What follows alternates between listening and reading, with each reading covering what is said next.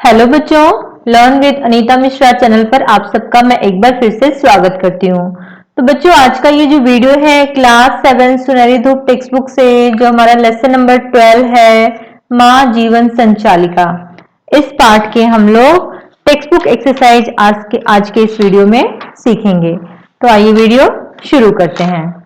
इसमें देखिए, जो सबसे पहले हमारा पाठ बोध का मौखिक प्रश्न का जो पहला है, बिस्मिल की माता जी का क्या नाम था। इसका उत्तर देख लेते हैं। तो उनकी माता का क्या नाम था? श्रीमती मूलमती था। ठीक है, तो मैं यहाँ पे शॉर्ट में लिख रही हूँ श्रीमती मूलमती। श्रीमती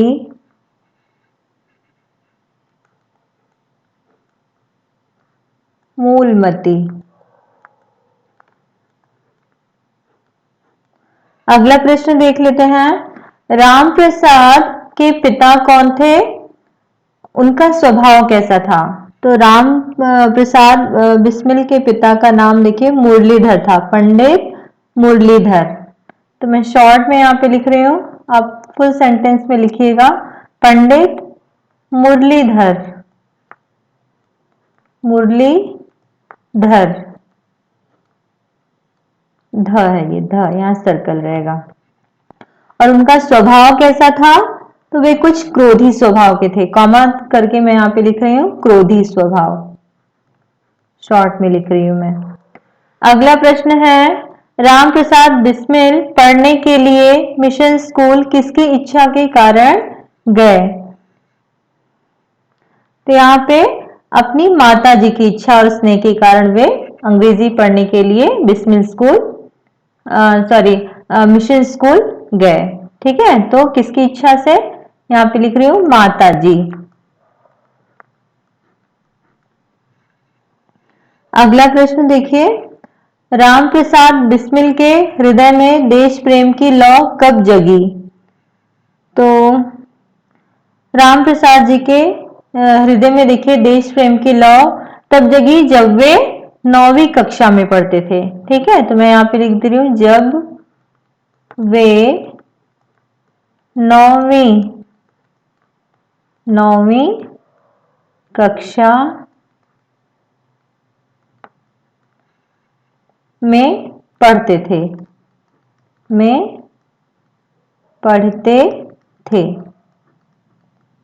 ठीक है, फुल स्टॉप। अगला है प्रश्न, बिस्मिल जी की कौन सी पुस्तक जब्त कर ली गई थी? तो उनकी जो अमेरिका की स्वतंत्रता का इतिहास, जैसे ये छपी उसी समय क्या कर ली गई? जब्त कर ली गई थी। तो अमेरिका की स्वतंत्रता का इतिहास, यहां पे लिख रही हूं इसका उत्तर में, अमेरिका की स्वतंत्रता का इतिहास।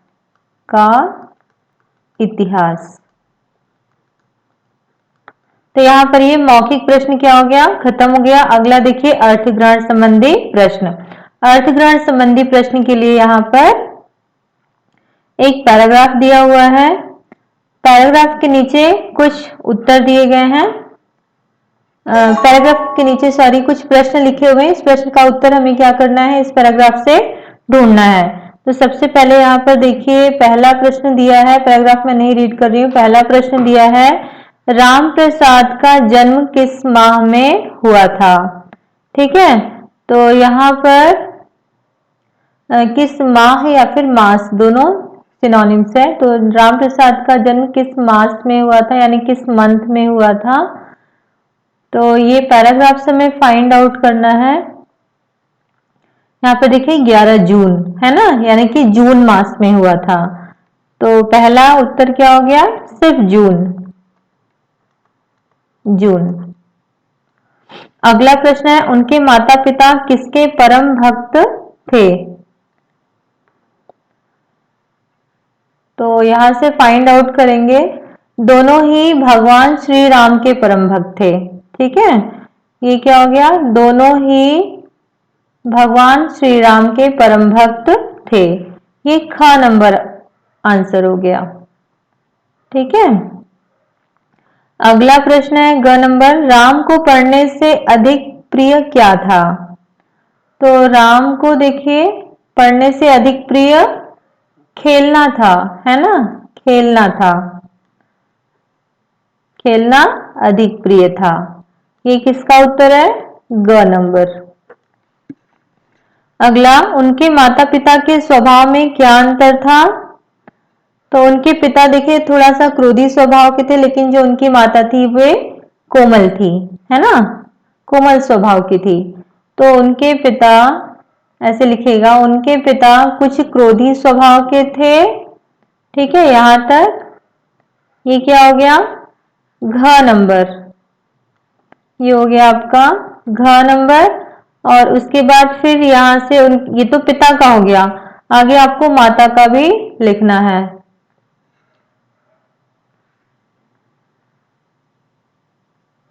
तो यहाँ पे आप उनकी माता सदैव प्रेम से समझाती थी ना, तो उनकी माता का स्वभाव आप एक सेंटेंस और जोड़ लीजिएगा, उनकी माता का स्वभाव कोमल था। इस लाइन के आगे ही ऐड करना है। ठीक है, ये जो घ नंबर यहां से यहां लिखने के बाद में उसी के आगे ऐड करना है, उनकी माता का स्वभाव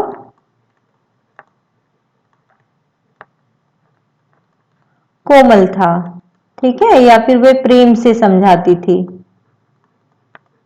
ये भी आपका किसका है? घ नंबर प्रश्न का उत्तर है। ठीक है, अब अगला देखिए, शिक्षा दीक्षा में कौन सा समास है? ठीक है, शिक्षा और दीक्षा में द्वंद्व समास है, क्योंकि शिक्षा और दीक्षा है ना, तो द्वंद्व समास है। अगला देखिए, लिखित प्रश्न जो है, लिखित प्रश्न का उत्तर ऑलरेडी मैंने वीडियो बनाया हुआ है, आप मेरे चैनल पर जाकर के प्लेलिस्ट पर क्लिक करके आपको क्लास 7 सुनहरी धूप टेक्स्ट बुक के सारे वीडियोस मिल जाएंगे। तो वहां पर लिखित और दीर्घ उत्तरीय प्रश्न के वीडियोस ऑलरेडी अपलोडेड हैं, तो आप सारे प्रश्न के उत्तर वहां से चेक कर सकते हैं। अगला जो प्रश्न है व्याकरण बोध,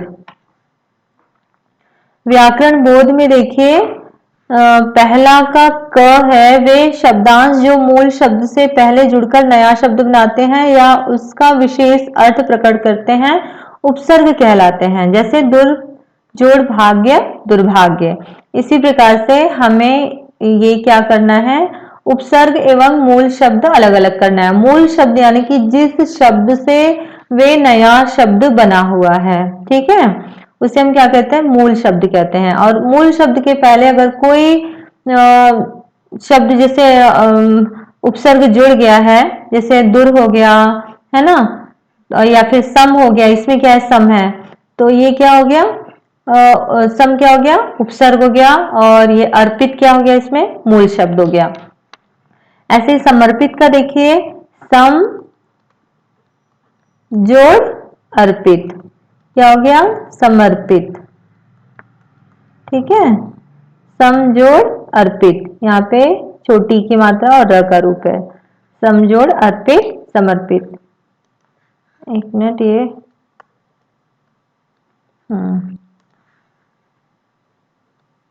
अर्पित, समर्पित।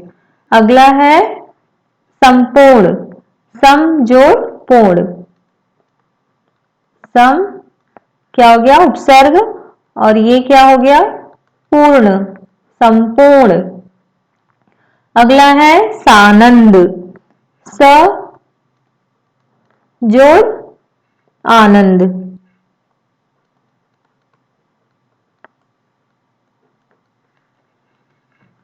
ठीक है, अगला है संलग्न, तो इसका क्या हो जाएगा? संलग्न का सम जोड़ लग्न, सम जोड़ लग्न।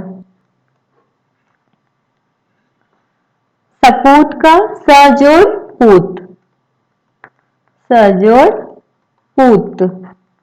दुर्दशा का 2 यहां पे देखिए लिख सकते हैं, दुह जोड़ दशा या फिर स्लैश करके लिख रही हूं मैं दुर्जोड़ दशा, दोनों ही करेक्ट है। ठीक है, अगला देखिए उऋण, उ जोड़ ऋण, उ जोड़ ऋण, उ जोड़ ऋण क्या हो गया उऋण। अगला है प्रत्येक, प्रति, प्रति जोड़ एक, प्रत्येक।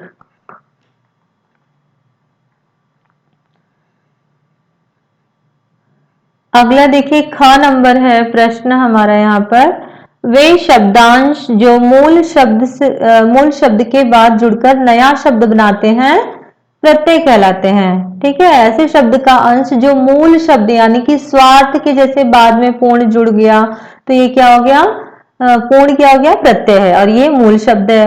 मूल शब्द यानी जो मीनिंगफुल शब्द होता है ना, मूल शब्द जो कि मेन वर्ड होता है हमारा, जिस वर्ड की हेल्प से हम कोई नया शब्द बनाते हैं। ठीक है, तो नीचे लिखे शब्दों से मूल शब्द एवं प्रत्यय अलग कीजिए। तो पहला इसमें क्या है शिक्षित है, शिक्षित का शिक्षा जोड़ इत, शिक्षा जोड़ इत, शिक्षित। अगला है स्वार्थ रहित, स्वार्थ रहित का स्वार्थ जोड़ रहित, तो स्वार्थ हमारा मूल शब्द और रहित क्या हो गया प्रत्यय, स्वार्थ जोड़ रहित। अगला है प्रसन्नता, प्रसन्न जोड़ता। अगला है हृदयहीन, तो हृदय जोड़हीन। अगला है जन्मदाता, इसका क्या हो जाएगा, हाँ वेरी गुड, जन्म जोड़ दाता। अगला है चमकीला, बताइए इसका, यस वेरी गुड, चमक जोड़ ईला, चमक जोड़ ईला, चमकीला। अगला है बुद्धिमान, बुद्धि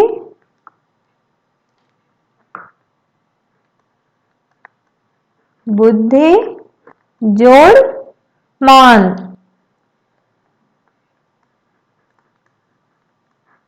अगला है शर्मनाक, इसका क्या हो जाएगा शर्म जोड़ नाक, शर्मनाक।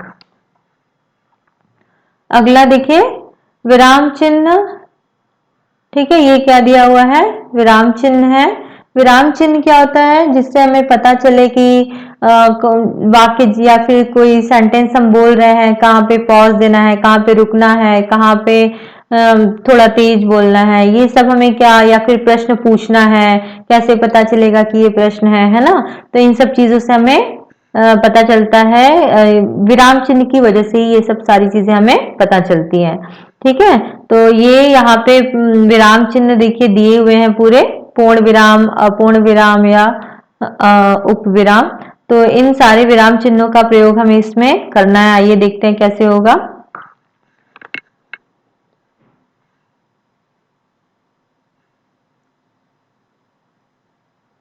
ठीक है, वे प्रायः प्रवचन व्याख्यान आदि सुनते थे, तो प्रवचन और व्याख्यान दो शब्द है, तो यहाँ पे क्या आ गया कॉमा, और यहाँ पे क्या आ गया पूर्ण विराम। ठीक है, अगला देखिए माँ, माँ के बाद यहाँ पे ये एक्सक्लेमेटरी मार्क, माँ यानी कि संबोधन का चिन्ह। ठीक है, ये संबोधन। मेरे मन में एक ही तृष्णा शेष रह गई है, पूर्ण विराम।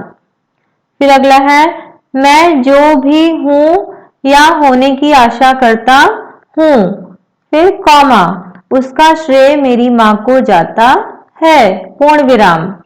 ठीक है, अगला है राम लक्ष्मण कॉमा फिर सीता वन को गए पूर्ण विराम, मेरी शिक्षा फिर कॉमा, मेरी आत्मिक उन्नति फिर कॉमा, फिर धर्म में रुचि सब आपकी ही आप ही की कृपा है पूर्ण विराम।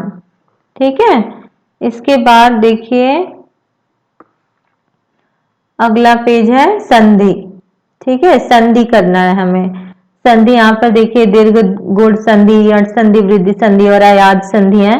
ठीक है, आगे देखते हैं यहाँ पर निम्नलिखित शब्दों में संधि कीजिए।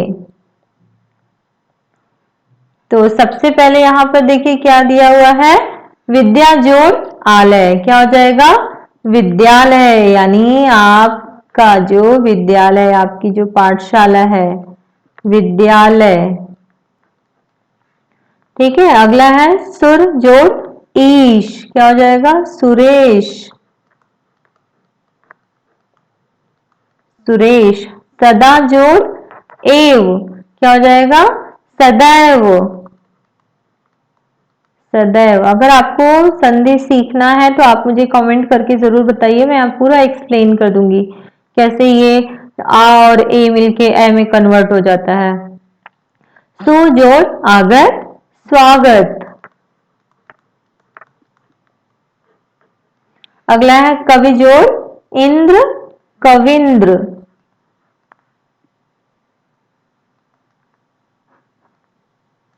अगला है राजा जोड़ ऋषि, राजर्षि, राजर्षि।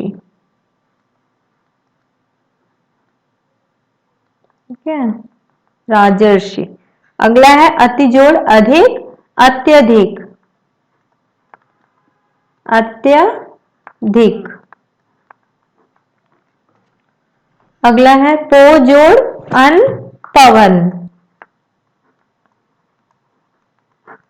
पवन।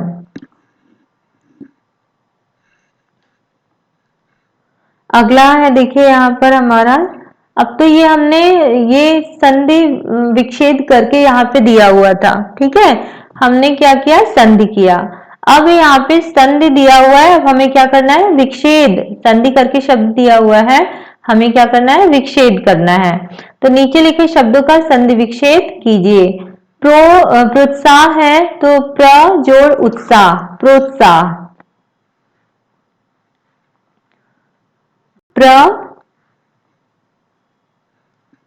प्रजोड़ उत्साह, उत्साह। अगला है यथावसर, है ना, तो यथा जोड़ अवसर, अवसर। शुभारंभ, शुभ जोड़ आरंभ,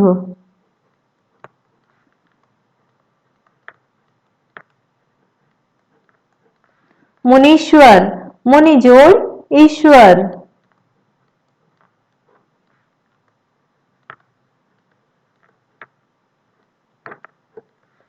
लघुर्मी, लघु जोड़ उर्मी,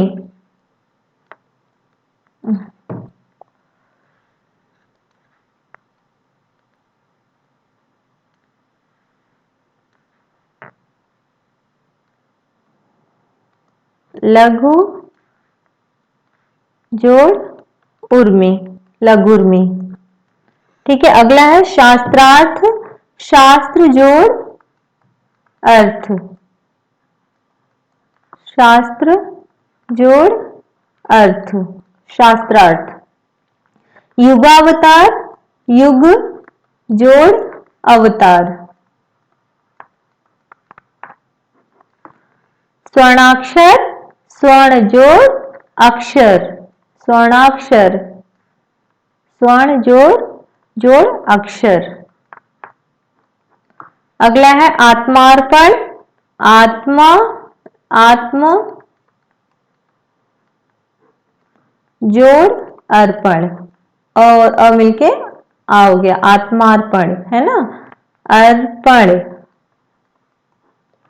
अगला है ज्ञानेन्द्रिय, ज्ञान जोड़ इंद्रिय, इंद्रिय। ज्ञानेंद्रिय। अगला है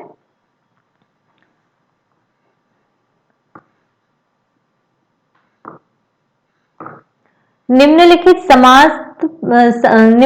समस्त पदों का विग्रह करके समास का नाम भी लिखिए। हमें क्या करना है, विग्रह करना है, उसके बाद यहाँ पे समास का नाम लिखना है। ठीक है, तो सबसे पहले यहाँ पर देख लेते हैं स्वार्थ रहित। ठीक है, यानी स्वार्थ से रहित, स्वार्थ से रहित, स्वार्थ रहित। ठीक है, स्वार्थ रहित। और ये कौन सा समास है, तत्पुरुष समास, तत्पुरुष।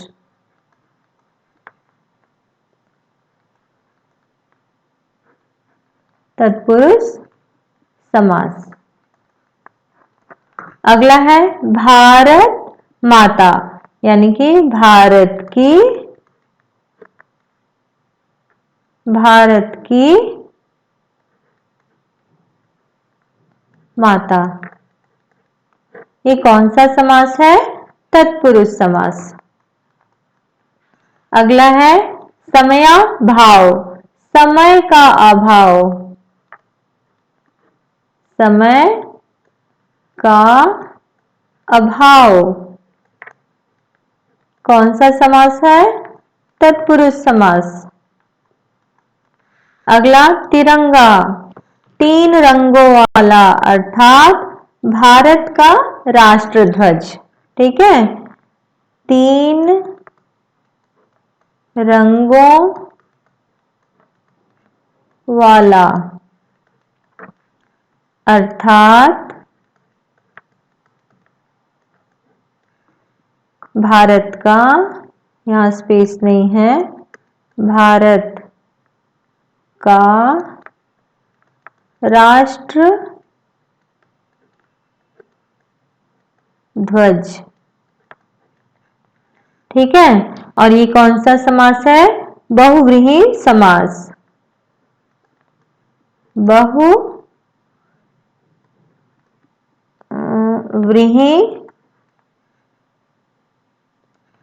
यहां में छोटी की मात्रा आएगी,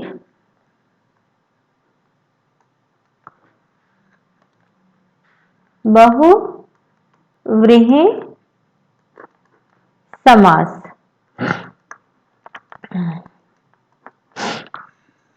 बहुव्रीहि समास, ये व है ना, व व्रीहि समास।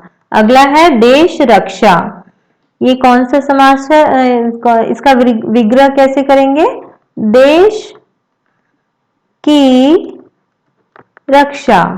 कौन सा समास है, बताइए। हाँ, तत्पुरुष समास है, तत्पुरुष, तत्पुरुष समास। अगला देखते हैं यहां पर,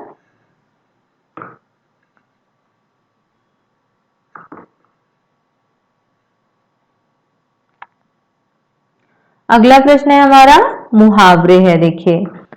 ठीक है, तो मुहावरे में निम्नलिखित मुहावरों के अर्थ लिखकर उनका वाक्य में प्रयोग कीजिए। पहला है खून खौलना, खून खौलना पहला, इसका अर्थ भी बताना है और हमें वाक्य प्रयोग करना है। तो पहली वाली लाइन में मैं अर्थ लिखूंगी और दूसरी वाली लाइन में क्या लिखूंगी, वाक्य प्रयोग करूंगी। तो खून खौलना यानी कि अत्यधिक क्रोधित होना, अत्यधिक क्रोधित होना। ठीक है, अब इसका अर्थ तो हो गया, वाक्य प्रयोग देख लेते हैं। अंग्रेजों के अत्याचारों को देखकर क्रांतिकारियों का खून खौल उठा। ठीक है, तो अंग्रेजों के अत्याचारों को देख कर क्रांतिकारियों का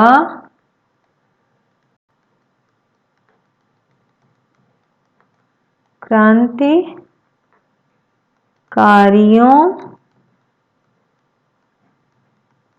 का खून खौल उठा।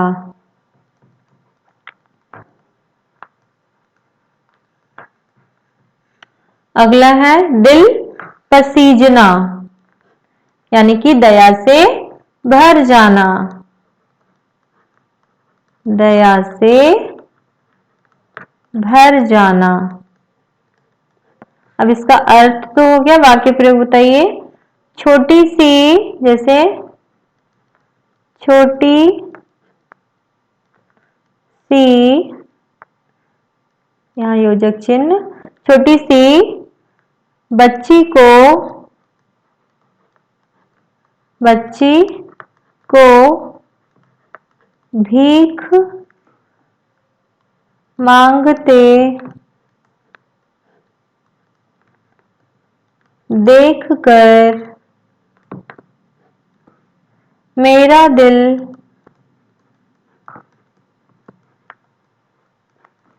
पसीज गया, है ना, पसीज गया।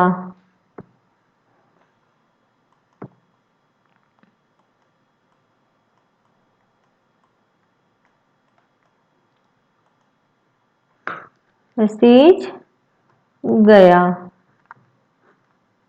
Full stop. अगला प्रश्न है पापड़ बेलना, मुहावरा है, ठीक है। पापड़ बेलना, इसका अर्थ है बहुत परिश्रम करना। बहुत परिश्रम करना। इसका वाक्य प्रयोग है मनुष्य को लक्ष्य प्राप्ति के लिए, मनुष्य को लक्ष्य प्राप्ति के लिए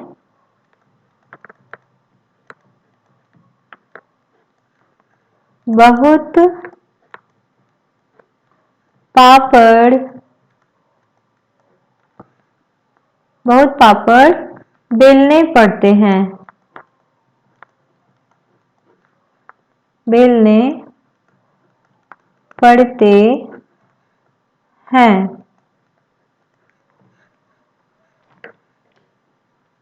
अगला है हाथ पांव फूल जाना। तो इसका अर्थ बताइए, हाथ पांव फूल जाना है यानी कि डर से घबरा जाना, बहुत ज्यादा डर जाना, है ना, किसी को देख करके एकदम कांपने लगना, है ना। हाथ पांव फूल जाना मतलब डर से घबरा जाना, डर से घबरा जाना। का वाक्य प्रयोग हो जाएगा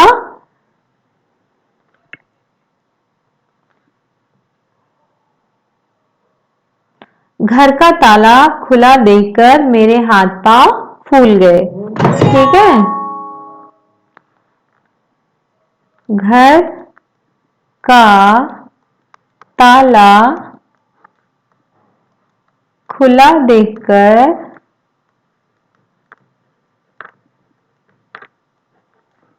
मेरे हाथ पांव फूल गए।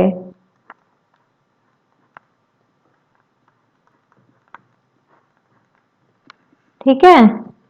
अगला है मुहावरा हमारा हाथ न आना, यानी कि पकड़ में न आना। पकड़ में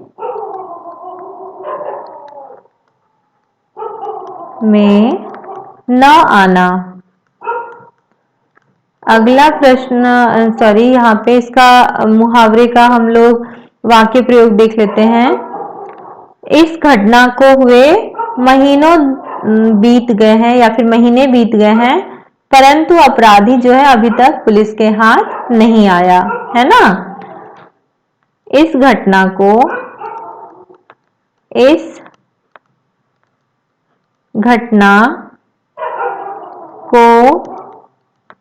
बीते बहुत दिन हो गए,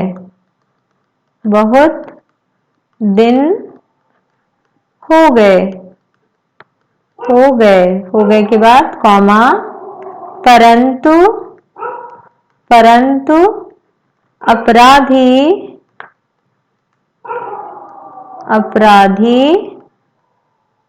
अपराधी एक शब्द है, अपराधी पुलिस के हाथ नहीं आया, पुलिस के हाथ नहीं आया। अगला है अंधे की लाठी, यानी कि एकमात्र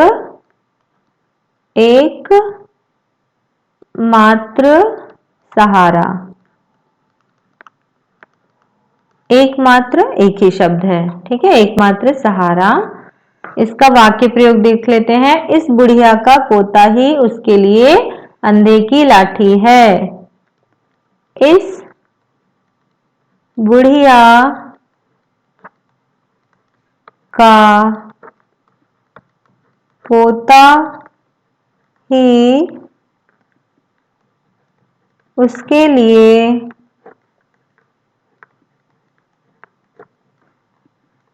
अंधे की लाठी है। तो बच्चों यहाँ पर ये हमारा वीडियो समाप्त हुआ। अगर वीडियो अच्छा लगा तो वीडियो को लाइक जरूर करिएगा, चैनल को सब्सक्राइब नहीं किया तो सब्सक्राइब कर लें। हम लोग मिलते हैं